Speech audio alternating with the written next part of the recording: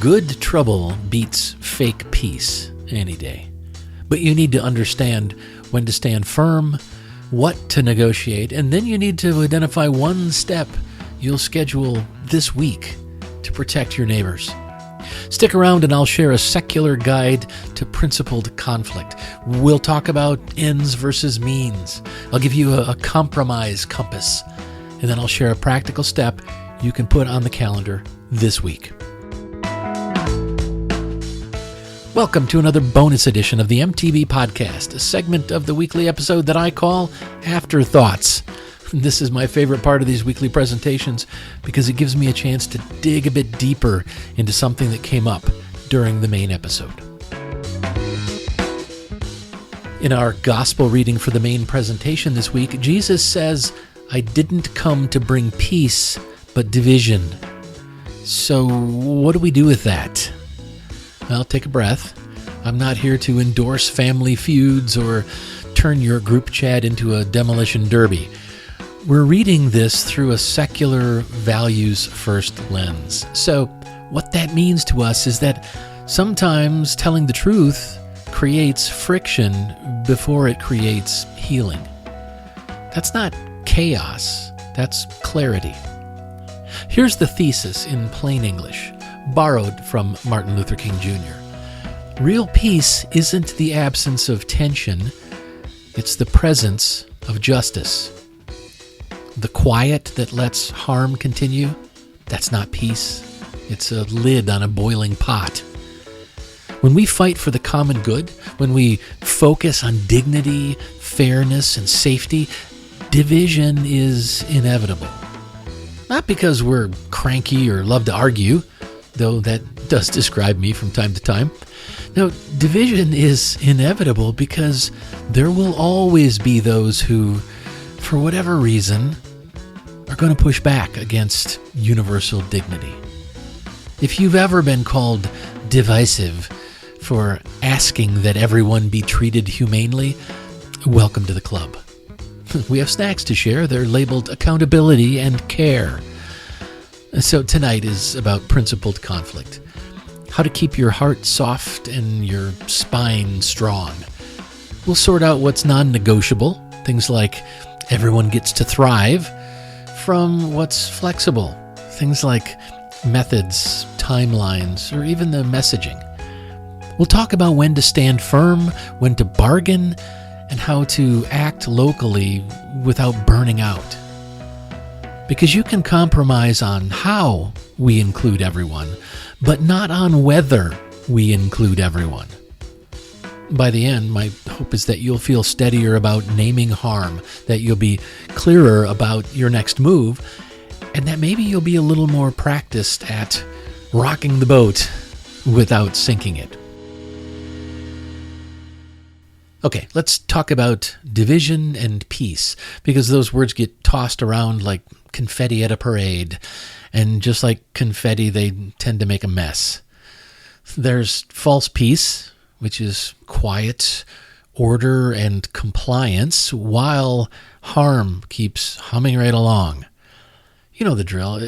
Let's not make this political. Don't rock the boat. We don't want any trouble. Well, that's like saying, please stop pointing at the leak in the roof. You're making it hard to pretend that the carpet is dry. Then there's just peace, which is safety, dignity, and equal protection, even if it's noisy getting there. Right? That kind of peace sounds like hard conversations at the school board meetings. It sounds like whistleblowers being heard. And it looks like neighbors showing up when someone's being targeted. It's not neat and tidy, but it's honest, and it's also sustainable. Here's a quick test to tell the difference. Who pays the price for the quiet? If the peace depends on someone staying silent, invisible, or unsafe, that's not peace. That's just looking away. If the peace expands protection and allows people to be heard, especially folks who usually get steamrolled by the establishment, Well, that's the real thing. That's the kind of peace that we want. And think of a workplace that says, no drama, but then ignores harassment. Calm? Oh, sure. Just? Nope. Now picture the same workplace setting up clear reporting, backing those who have been targeted, and holding people accountable. Louder? Well, maybe. Better? No, definitely. Now, about that line from Jesus, not peace but division. Plenty of culture warriors love to wave that around like a permission slip for cruelty. See, Jesus said it's okay to be divisive. That's not what we're talking about. Our framing is a lot simpler than that. Division is the predictable byproduct of naming harm and focusing on human dignity. When you flip on the lights, the roaches scatter and complain about the brightness. We're not chasing conflict for sport. We're accepting friction as the cost of telling the truth and the cost of widening the circle of care and acceptance. Dr. Martin Luther King Jr. said it cleanly. True peace is not merely the absence of tension. It is the presence of justice. So when someone accuses you of being divisive, you can smile kindly and ask, divisive about what? Your comfort or everyone's safety? If it's the former, well, keep going. If it's the latter, well, you can talk about adjusting the course. That's our compass. We'll endure the noise that comes with remedying harm, and we'll reject any quiet that protects someone's selfish, desired status quo while leaving their neighbors unprotected. All right, let's run a quick case study tour of the New Testament. So, reading these stories as sacred myth, let's try to answer the question, what human pattern is this trying to teach? Okay, let's start with our reading from tonight. Luke chapter 12, verse 49, where Jesus says, I have come to set the earth on fire, and how I wish it were already blazing. Well, here, fire isn't arson. It's friction. The kind that shows up when integrity walks into a room that's gotten really comfy with its denial. The text basically says, expect sparks before there's light. Look, when you insist on honesty and dignity, some things warm up and other things burst into flames. That's not failure. That's just clarity doing its job. In Matthew chapter 10, verse 34, Jesus says, do not think that I have come to bring peace upon the earth. I have come to bring not peace, but the sword. No, this is not your cue to bring large cutlery to the school board meeting. The sword works as a metaphor for disruptive truth. It cuts through polite fictions, superficial harmony. Let's all smile and never mention that. Right? That's replaced by solidarity, standing with those who are paying the price for our having been quiet. Remember, if peace requires someone else's silence, it isn't peace. Even Jesus said we need to cut through that bullshit. Now in John chapter 2, verses 13 through 17, I'm sure you remember the table flipping in the temple, right? Jesus storms a marketplace in the sanctuary situation and starts flipping the furniture. Strip away the sacred setting and you've got a classic story. Confronting exploitation that's been dressed up as, just how things work around here. Conflict, in this framing, serves the common good. To be clear, I'm not endorsing literal table flipping, but I'm saying name the scam, end the harm. But it's not just the Gospels.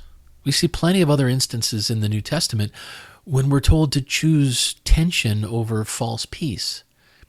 In Acts chapter 5, verses 27 through 29, Peter's dragged before the Sanhedrin because he had obeyed his conscience over a corrupt command they'd given him. For us, obey God rather than men, well, that becomes, in secular language, when authority demands harm, you answer to your conscience instead. This is the civil disobedience archetype. Accept the cost of nonviolent refusal when the rules are protecting cruelty. It's Rosa Parks' logic in first century clothing. Sit where dignity says to sit. In Galatians chapter 2, verses 11 through 14, we see an example of calling out hypocrisy inside the early Christian movement. Paul confronts Peter for abandoning Gentile table fellowship when certain critics show up. Peter was more than happy to join the Gentile Christians, spend time with them, eat with them, until some of the anti-Gentile crowd showed up, and then he's all, oh no, Gentiles have to convert to Judaism in order to become Christian. The lesson for us is don't shrink your values to keep the cool kids happy. Inclusion isn't a vibe, it's a practice. If our actions exclude the very people our message claims to welcome, hey, someone has to pump the hate brakes, and sometimes you need to do it publicly. One final example is in the letter of James, chapter 2, verses 1 through 9, and then verses 14 through 17.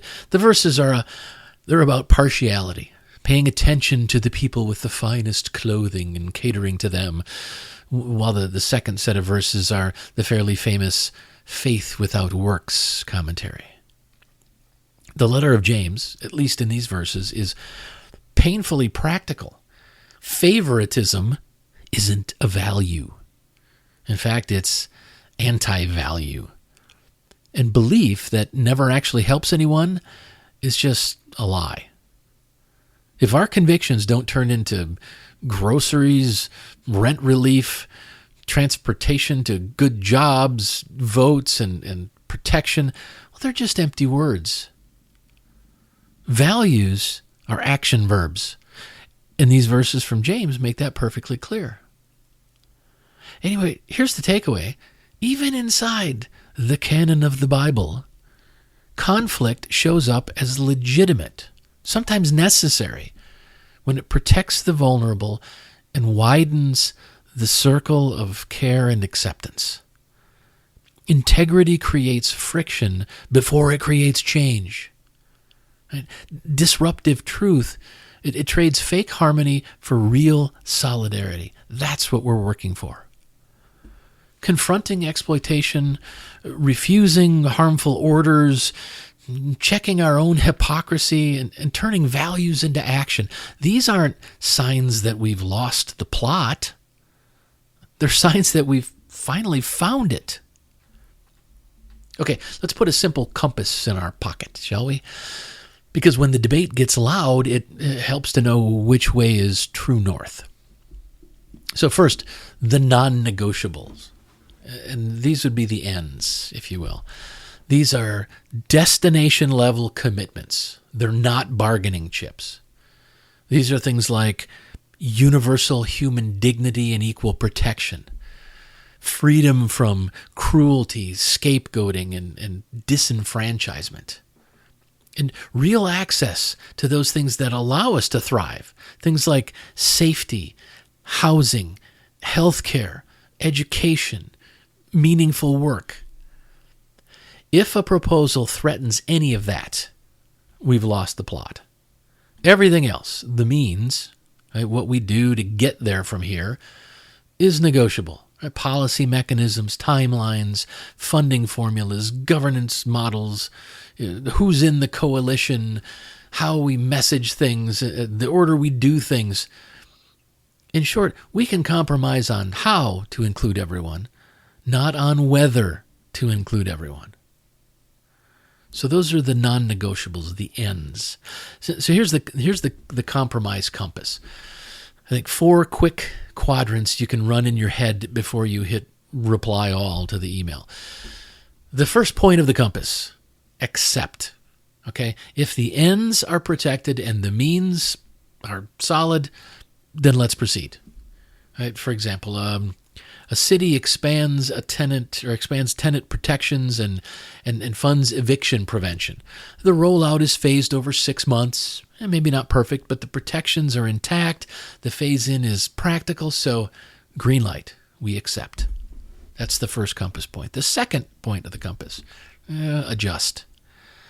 If the ends are safe, right, the non-negotiables are safe, but the means need tweaking, then let's negotiate.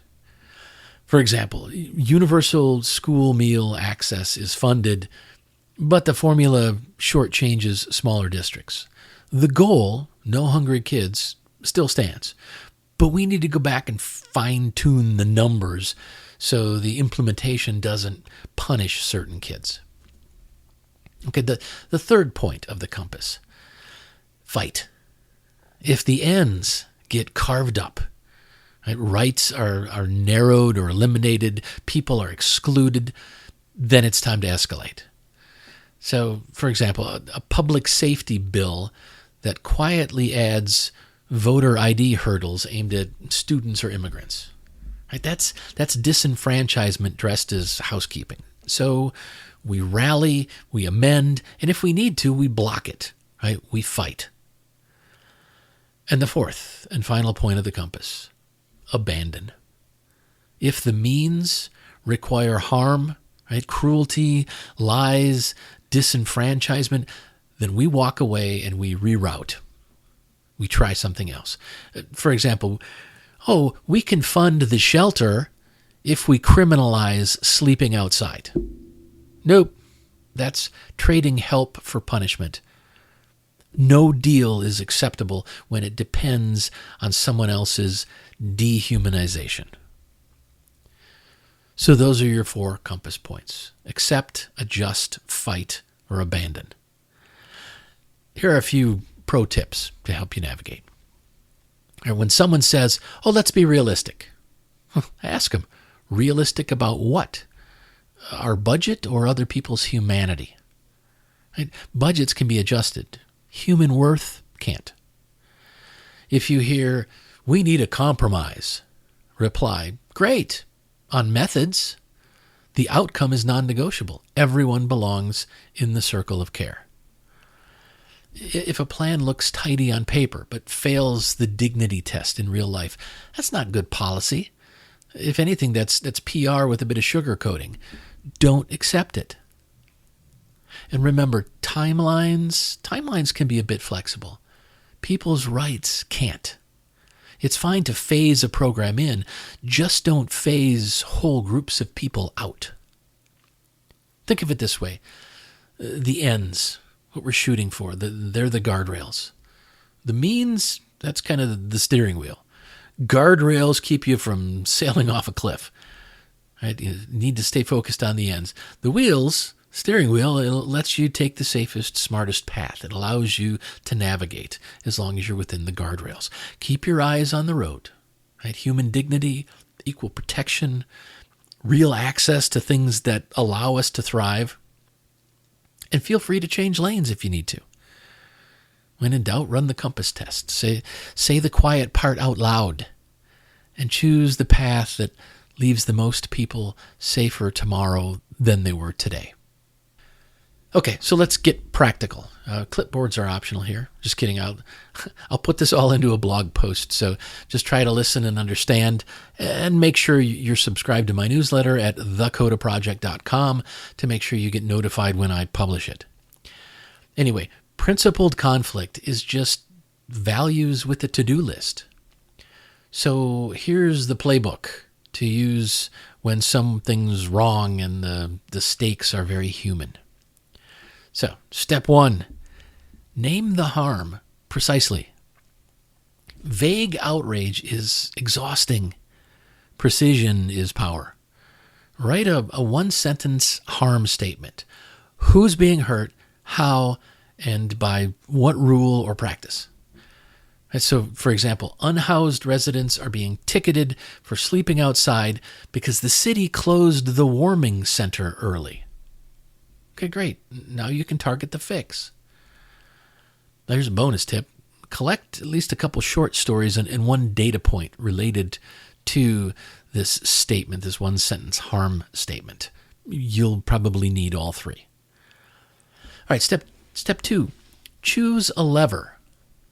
What I mean by that is ask what moves this fastest and cleanest. What are the options? It could be a policy ask, right? Change the ordinance. It could be oversight. Let's look at audits or hearings.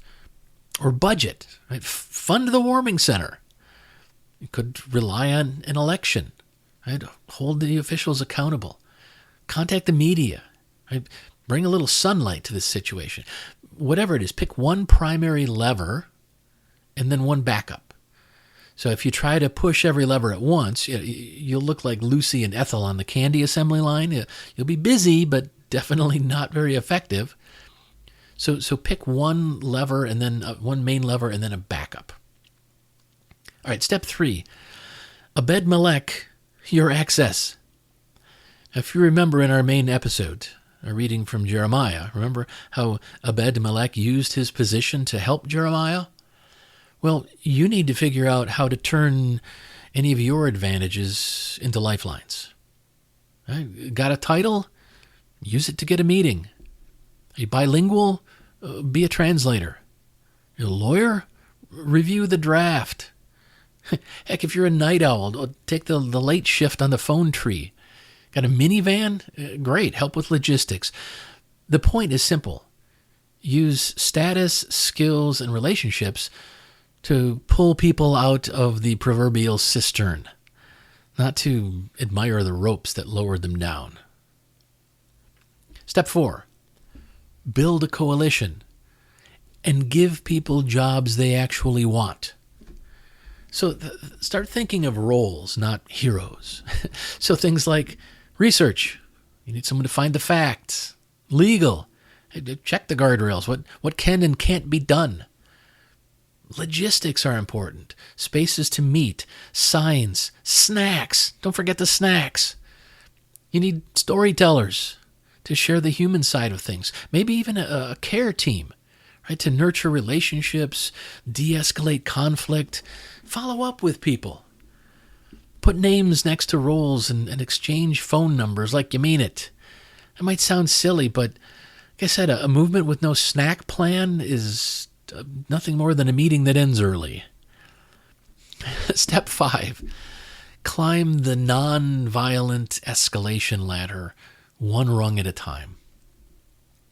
What I mean by that is start with a meeting with a person in authority and ask very clearly for the specific fix that you want. If they won't meet with you, if you get ghosted, whatever, fine, move on to the public comment rung with your statement that names the grievance, your stories, right? Those 2 stories I told you to gather, the data that you gathered, right? Make it public. Get it out there for people to see.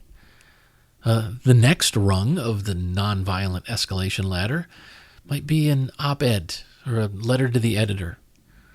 Keep it factual, but keep it human. Tell a story, and definitely keep it short. People have very short attention spans today. The next rung is a rally or visibility action. And make sure it's safe, lawful, and family friendly. And then if you need to, you can move on up to taking legal action, injunctions and complaints, formal complaints. There are organizations that will help you with this. And finally, targeted pressure. Focus on decision makers, but make sure you're always safe, truthful, and not dehumanizing. Right? All of these things are things you can do. No superhero capes required, and no supernatural table flipping either. Step 6, set boundaries like a grown-up. Bridge where safety allows, don't bridge to abuse. What I mean by that is building bridges, connecting with others, sounds like a good thing to do, but only when it's safe to do so. For example, if people use slurs, threaten or troll you online, or resort to doxing or swatting, you'll be building a bridge to abuse. So don't be afraid to set healthy boundaries. Don't even deal with abusive people. But even if they aren't doing overtly cruel things, it might not be worth dealing with them. You can listen well, repeat back what you heard, and still say no to the proposals that require cruelty or disenfranchisement. Civility is a method, not handcuffs. So build bridges where it's safe to do so. Don't bridge to abuse. Step 7, treat heat like a forge, not like the finish. Look, you need to expect blowback. Smears, the be nicer emails, the classic, oh, you're divisive. Don't sweat those things. Measure your progress by material protections that are gained for others. Right? Did tickets stop? Did funding pass? Did that family get the legal counsel they needed? Don't judge your progress by whether or not your opponents like you. If they won't send a thank you card, that's fine. You're not doing this for 5-star reviews on Yelp. Step 8, have some back pocket replies. Right? Some counter slogans or values, reframes. I've heard, even though division is something that's very clearly within the canon of the Bible, I've heard people say, oh, well, division is unchristian when they're trying to use it against you. To which you can reply, silencing harm isn't peace. Protecting people is. When someone says, oh, don't be political, don't make it all political, you can reply with something like, oh, protecting neighbors is moral. It's not partisan and it's not about politics. Or you can say, everything is political when it involves putting laws in place and protections in place for all of us. And sometimes people will say, compromise means to meet in the middle. You can reply with, I'll compromise on methods, but I'm not going to compromise on human dignity. There's no meeting in the middle on that. Right, so that's the drill. So, right, name it, pick a lever, use your access, share the work with others, escalate wisely, hold your boundaries, maintain your boundaries, and then measure what changes on the ground. Keep it human, keep it local, and keep it going. As I said, I'll put all of this into a long-form blog post within a week or two, and you'll get an email notification once it's published on thecodaproject.com. All right, let's see if we can land this plane. Been flying around for a while now. I've said it all episode long. Speak truth, pace yourself, treat the heat like a forge. It doesn't mean you're a failure. Friction is not failure. The heat is not failure. The point isn't to win every argument either. It's to widen the circle of safety and acceptance and care and dignity week by week, block by block. So here's our call to integrity, if you will. If everyone won't agree, we'll still expand the good. If some refuse to participate, we will still meet needs. That's the work. We're not waiting for permission slips from people who benefit from the status quo. We're building the world we keep talking about, one concrete action at a time. John Lewis gave us the courage script. Never ever be afraid to make some noise and get in good trouble, necessary trouble. But know this, good trouble can look pretty ordinary up close. A meeting you actually attend. A phone call you actually make. A neighbor you actually check on. No superhero capes required. If you have one, great. Just I wouldn't recommend wearing it to the zoning board. So here's your now what. Commit to one scheduled step this week. Write it down like you mean it. Right? Who you'll support, what you'll do, when you'll do it, and who's going with you. Put it on your calendar. Text your ally tonight and set a reminder that pings you before life tries to steal that hour back. Maybe it's showing up at a council meeting with 2 talking points. Maybe it's donating to a legal aid group, volunteering for hotline duty, or bringing food to a picket line. Keep it small, keep it clear, and keep it real. Then let me know how it turned out. Tell me what you choose, what worked, and what you learned, especially if it was messy. I'll find time to celebrate the wins. We can troubleshoot the weird stuff and try to keep each other accountable. That's how communities get sturdy. Not by grand speeches, but by lots of ordinary people moving one step at a time in the same direction. So keep your voice steady, your values visible, and your heart open to those who need us. Pick your step, set your time, bring your ally.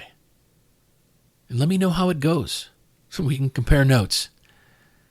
Good trouble awaits, so let's be ready.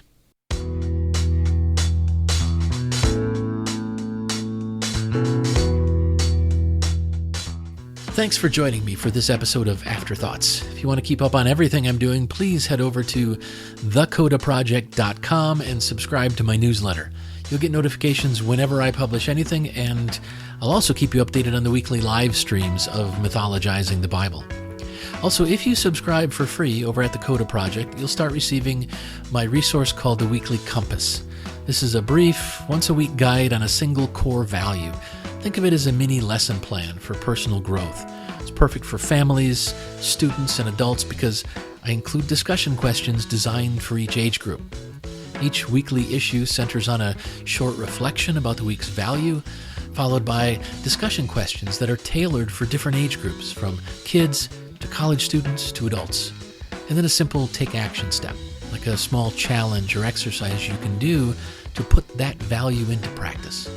Especially for families, it's designed to be an easy way to ensure that at least once a week, you're making time to talk about morality, ethics, and core values. So if you're interested, go subscribe for free at thecodaproject.com. Thanks again for listening. Until next time, keep thinking, keep questioning, and keep seeking the truth.